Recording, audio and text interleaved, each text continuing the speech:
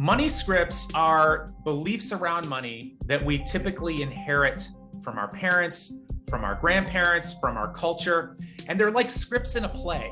So we are living out a script around money right now that quite often somebody wrote for us generations ago.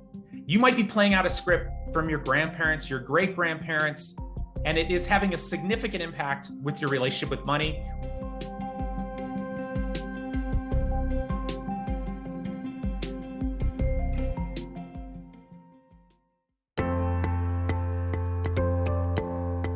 So in our studies, we have identified 4 different categories of money scripts. The first one is money avoidance, and this is a common one. It's also common if you grew up in a lower socioeconomic environment.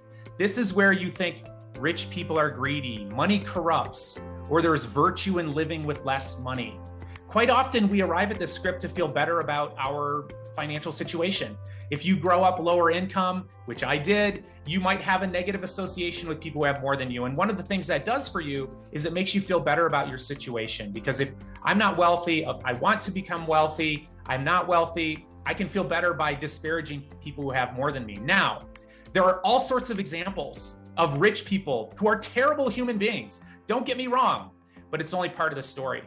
It's only part of the story. You can become wealthy and do fabulous things in the world. That money script of money avoidance leads to self-destructive financial behaviors. The second category we found is what we call money worship. This is where we're putting money on a pedestal, where we think that money's going to solve all our problems, it's going to make us happy, it's finally going to give us what we need in life to feel fulfilled. Now, of course, if you are poor, having some money will absolutely make you happier when you can meet your basic needs. But money does not solve the problems of humanity in the sense of meaning in our life, relationships. And the other problem with money worship is it can lead to significant overspending because we think things are going to make us feel better. So buying a new purse is finally going to make me feel better. Buying shoes is going to make me feel better. If I can show people that I have money, it's going to make me feel better. So this is a slippery slope for many Americans. Many of us overspend, and social media will throw it in your face. The concept that if you had more money and more stuff, you'd be happier. The third category we found in our studies, we called money status. This is where you think money is going to increase your social status. So your net worth equals your self-worth. These are people who want to show the world that they're wealthy, that they made it. It's the keeping up with the Joneses effect. It's what you see on Instagram every day. If you go on Instagram, be careful. What you're seeing are people trying to show you that they're important, show you that they made it with outward displays of wealth, watches, leaning up against a Lamborghini.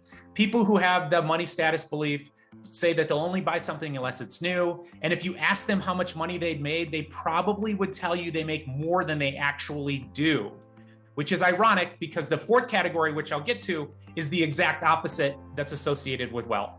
So money status individuals, more likely to grow up in poorer homes, more likely to have higher credit card debt, lower income, lower net worth, and self-destructive financial behaviors. The fourth category is what we call money vigilance. This is a combination of being somewhat anxious around having money, but also having it. And what's so fascinating is you got to have a little bit of anxiety around money in order to save. You have to have a future orientation, is what studies would call it, is what psychologists call it, being oriented towards the future, thinking ahead. And in order to do that, you have to have a little bit of anxiety, like I might need some money in the future. And so the money vigilant have higher net worth, higher income.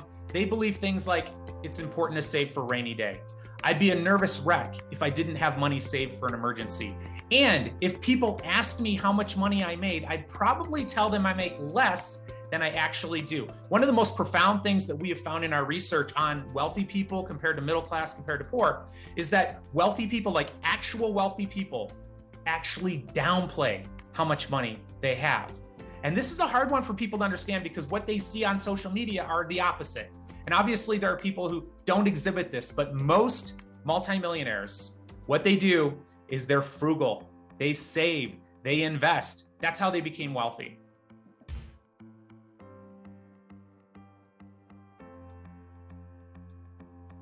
Invest in you. Ready, set, grow. CNBC and Acorns.